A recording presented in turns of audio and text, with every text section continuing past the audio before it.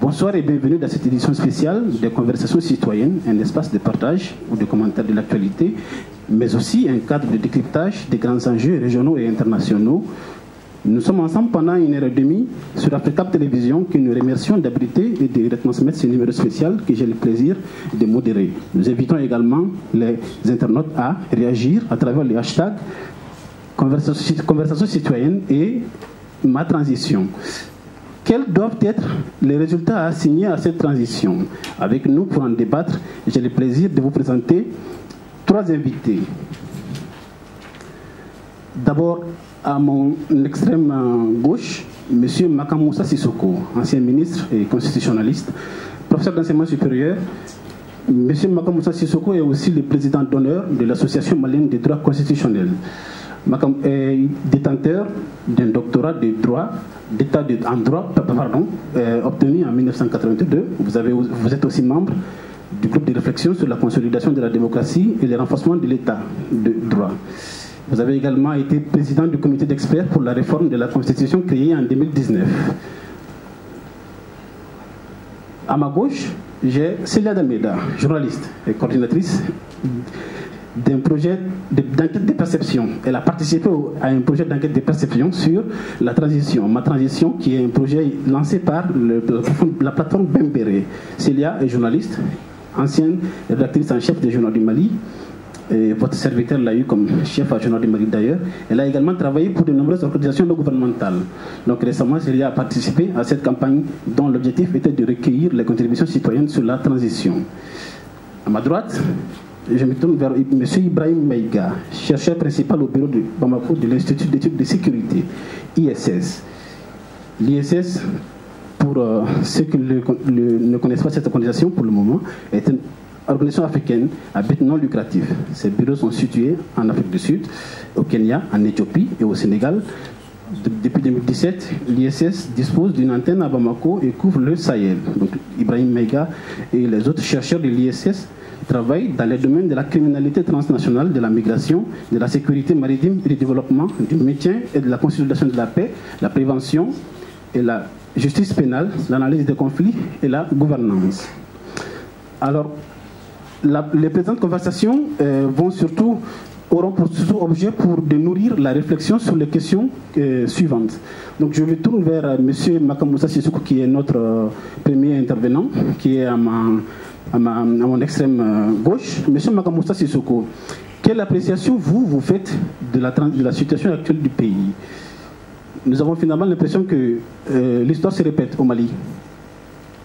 Ouais, malheureusement, comme vous le dites, l'histoire se répète.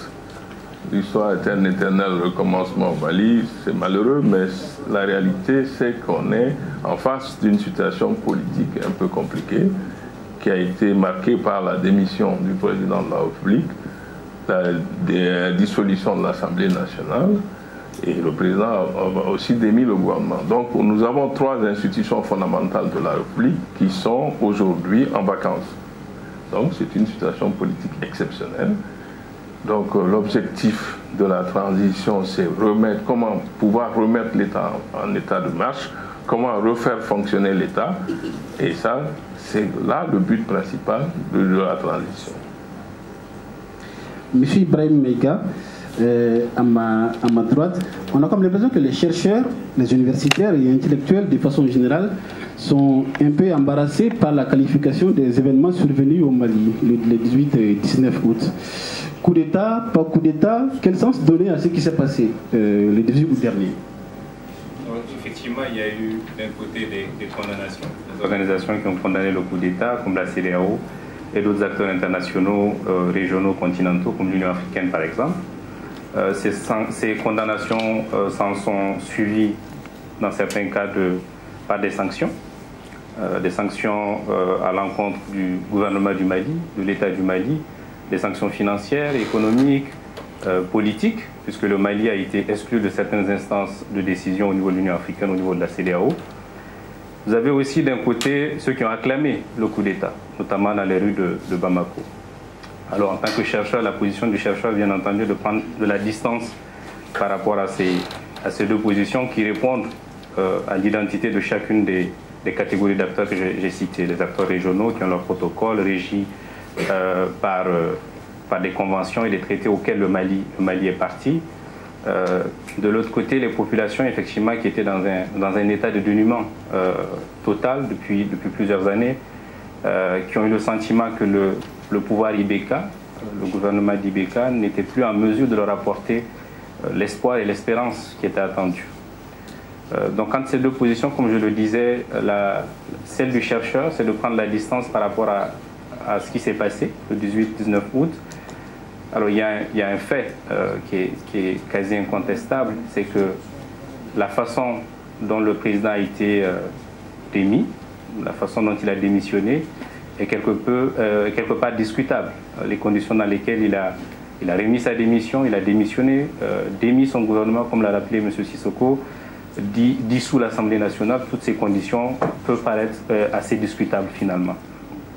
Tout ça pour dire qu'au-delà de la question du coup d'État, pas coup d'État, ce qui me semble fondamental de regarder de plus près, c'est que d'un côté, on a le sentiment que le coup d'État est une issue finalement à l'impasse politique dans laquelle le pays était plongé depuis plusieurs mois. Mais en même temps, un coup d'État, la question qu'on peut se poser, c'est est-ce qu'un coup d'État finalement rend service au renforcement démocratique, à la démocratie?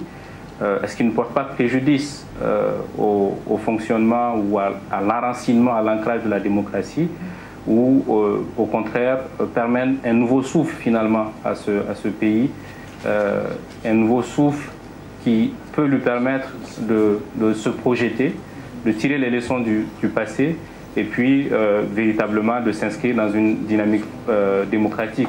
Parce qu'est-ce que le Mali était une démocratie avant le coup d'État? C'est une question presque philosophique.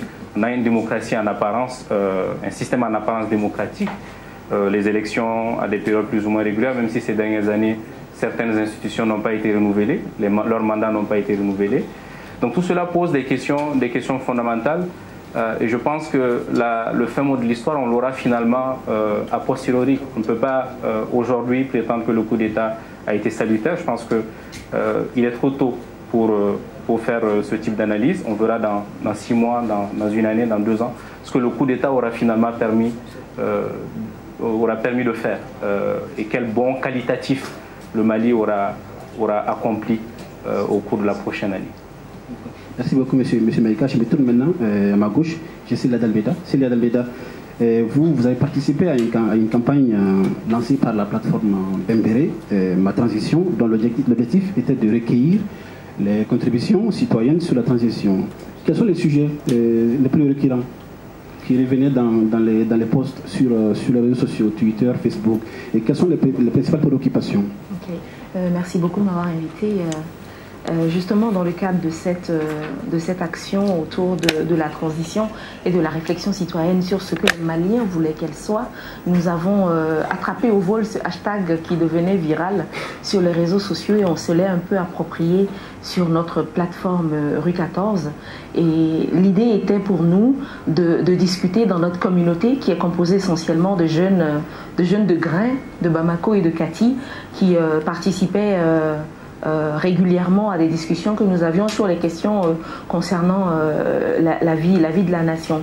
Et donc quand le coup d'État est advenu, évidemment ça a été un des sujets de discussion, coup d'État ou pas coup d'État, la question de... Bon, quand les événements du 18 août sont arrivés, ça a été un gros sujet de discussion entre les jeunes dont les points de vue divergeaient un peu sur... pas vraiment sur l'événement et son utilité, parce que là, tout le monde était unanime que, comme M. Maïga l'a dit tout à l'heure, ça permettait de sortir d'une impasse. Et la question que tous les jeunes se posaient, c'est « et maintenant ?» Et maintenant, qu'est-ce qu'on fait? Et j'avoue qu'ils se sont, dans nos discussions, montrés un peu perplexes par rapport au couteau tiré des hommes politiques et des militaires, etc., sur la durée, la personnalité, etc. Et ils estiment qu'il y a d'autres questions vraiment plus importantes aujourd'hui à laquelle on doit rapidement faire face.